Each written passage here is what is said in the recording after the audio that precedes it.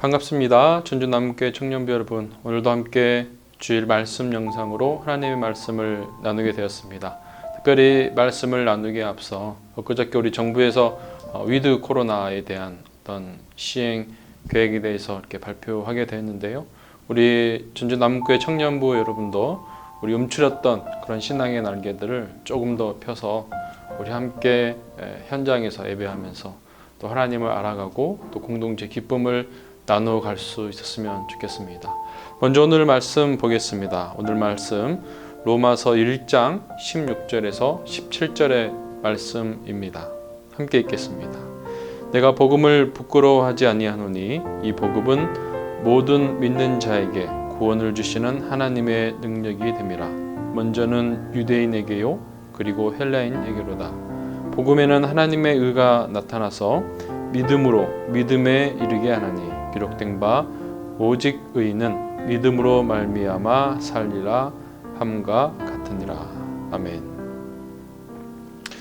네, 오늘은 1517년 10월 31일 우리 독일의 마틴 루터가 비텐베르크 교회 정문에 가톨릭에 대한 95개조 방방문을 이렇게 게시하면서 종교교회의 어떤 시초를 알리는 또 그것을 기념하는 주일이기도 합니다. 우리 개신교의 시작이라도 할 수 있는 날이기도 합니다. 따라서 오늘은 우리가 종교개혁주의를 맞이해서 그 역사의 과정과 또 우리에게 흔히 종교개혁자로 알려진 루터에 대해서 조금 이렇게 알아보면서 우리 삶 속에 적용해야 될 점들을 우리가 함께 알아보는 시간을 갖도록 하겠습니다. 이스라엘에서 시작된 기독교는 점차 유럽 전역을 향해 뻗어나가게 됩니다. 따라서 중세 시대에 이르러 어떻습니까? 그 결과로서 많은 신도들이 계속해서 성장하게 되었고 많은 국가, 많은 도시 국가들이 이를 수용하면서 기독교의 어떤 큰 문화적 형성들을 같이 이루어 나간 그런 우리 역사적 사실들을 알고 있습니다. 따라서 기독교는 백성들의 어떻습니까? 길이 되고 또 방향이 되고 삶 그 자체가 되었습니다. 국가의 어떻게 보면 국정, 정치, 외교 다방면으로 이렇게 힘을 뻗치면서 나라와 나라 사이에 전쟁이나 이런 거에도 관여도 하고 또 중재도 하고 이렇게 하는 소위 말해서 큰 권력, 큰 힘을 갖게 되었습니다. 그야말로 중세시대 때 이 기독교라고 하는 것, 유럽의 어떻게 보면 절대 강자였다고도 할 수 있습니다. 특히 기독교인과 더불어 어떻습니까? 이에 최고의 위치에 선 교황은 어떻습니까? 각 나라들의 왕을 능가하는 그런 권력을 쥐게 됩니다. 그리고 그 권력을 이용해서 더 크고 웅장한 성전들을 짓게 되죠. 그래서 유럽 여행을 가면 각 지역마다 대성당, 두오모라 가는 이렇게 아주 멋지고 상상도 할 수 없을 정도의 그때 당시에 큰 건물들을 위대한 기술력으로 이렇게 지어내기도 했죠. 아무튼 이 성전들은 크기와 웅장함, 화려함에 따라 어떻게 보면 그 지역의 어떤 교양의 권위 그리고 도시 건축가들의 자랑을 뽐내는 하나의 수단이 되게 됐습니다.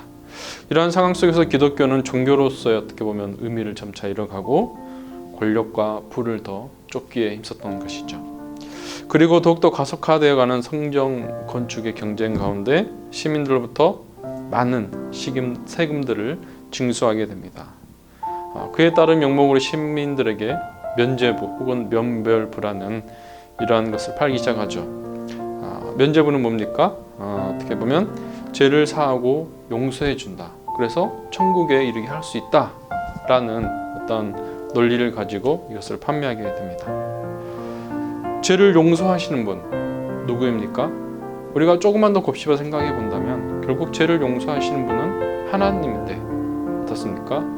그 용서를 교양히 할 수 있다라는 교만하고 오만한 위치에 서게 된 것이죠. 사람의 죄를 용서해 줄 수 있는 권한은 그 누구에도 없습니다. 하나님 한 분만 있는 것이죠. 자, 아무튼 이러한 말도 안 되는 원리를 가지고 사람들을 속이기 시작하고 사람들은 그 속임수에 어떻게 속아 넘어가게 됩니다. 이로 인해 기독교의 야학은 자신 스스로를 타락시켜 갖고 시민들까지 어떻습니까? 이 면죄부만 사면 아침에 죄를 지라도 저녁에 이 면죄부를 사서 용서받을 수 있다라는 어떤 이런 어떤 관념들을 가지고 의미 있게 삶을 살아가지 못하는 것이죠. 혹은 그 면죄부 살 돈을 구하기 위해서 여러 가지 생각지도 못할 여러 상황 가운데 놓이게 되었을 것입니다. 그래서 사회를 혼란하게 만드는 하나의 큰 사회의 악의 축으로까지도 우리가 바라볼 수 있을 것입니다. 이런 사회 혼란과 종교의 타락 속에서 루터는 진정한 기독교의 정신이 무엇인가 이것을 고민하게 됩니다. 카톨릭 집안에서 태어난 루터는 어떻습니까? 어른이 되어 개인적인 어떤 체험 이후 수도사의 과정들을 걷게 됩니다. 나름대로 고행과 수련 또 교수 생활을 통해서 진정한 기독교의 모습을 계속해서 끊임없이 노력하죠. 그래서 결국 어떻습니까? 앞서 말씀드렸듯이 1517년 10월 31일 비텐베르크 성당 정문에 이 카톨릭의 잘못된 모습에 대해서 95개의 항목을 낱낱이 적어서 게시하게 된 것입니다. 절대 권력, 즉 카톨릭을 향해서 이렇게 반박문을 게시할 수 있다는 것, 사실 목숨을 내놓아야 되는 그런 일일 수도 있습니다. 상상하지도 못한 그런 일인 것이죠. 하지만 루터는 결단을 통해서 자신의 신앙과 또 시대를 다시 일으켜야 되는 이 기독교의 정신에 대해서 고민했던 것입니다. 하지만 루터는 어떻습니까? 이런 용기들을 통해서 사실 많은 사람들에게 계획의 의지 또 변혁의 의지를 심어 주었던 것입니다. 특히 루터에게 힘이 되었던 말씀, 이 성경 구절이 바로 오늘 우리가 읽었던 말씀이기도 합니다. 오직 의인은 믿음으로 살리라. 이 말은 성경으로 다시 되돌아가자는 것입니다. 성경 속에서 삶을 바로잡고 교회를 바로잡을 수 있다는 확신을 갖게 된 것입니다. 여기서 루터는 종교개혁의 어떤 중요한 신학적 원리를 계속 발전시켜 나가죠. 그래서 오직 은혜로, 오직 믿음으로, 오직 성경으로 라는 3대 원칙을 가지고 종교개혁을 계속해서 일으켜 나갑니다. 여러분, 이 개혁이라고 하는 것이 무엇입니까? 개혁이란 기존의 질서를 가감히 고쳐내자고 말하는 것입니다. 또 고치자고 말하는 것이죠. 어떻게 보면 루터는 성경으로 돌아가서 잘못된 질서를 뜯어 고쳐내자, 바꿔내자라고 이야기합니다. 성경은 그래서 어떻습니까? 시대 착오적인 거나 부끄러운 어떤 가치를 담은 책이 아닙니다.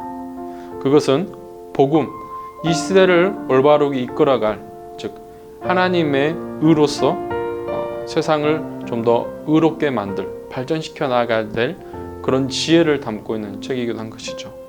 그래서 성경으로 돌아가는 것 참으로 의미 있고 참된 어떻게 보면 개혁 정신이라고도 할 수 있습니다.